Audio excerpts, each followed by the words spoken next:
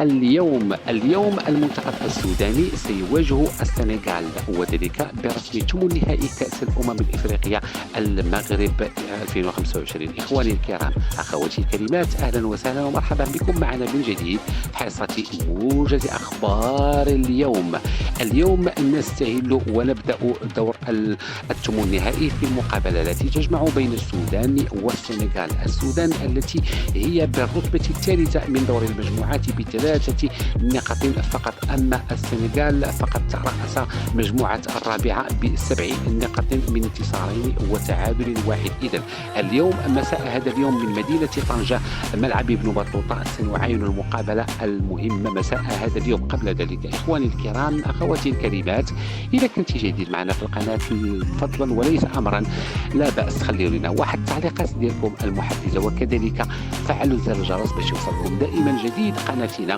وإذا كنت ما مشتركش ما فيها بأس اشتركت في هذه القناة المتواضعة. وبسرعة بعجلة نعود إلى الموضوع. إذا مساء هذا اليوم من ملعب ابن بطوطة بطنجة سنعاين مقابلة السودان والسنغال ابتداء من الساعة 5 مساء، وتنقل على قنوات الأولى والرياضية 3 AM المغربية، وكذلك قنوات البي سبور إكسترا 1 و2. دمتم أخوتي أخواتاتي في رعاية الله. إلى اللقاء.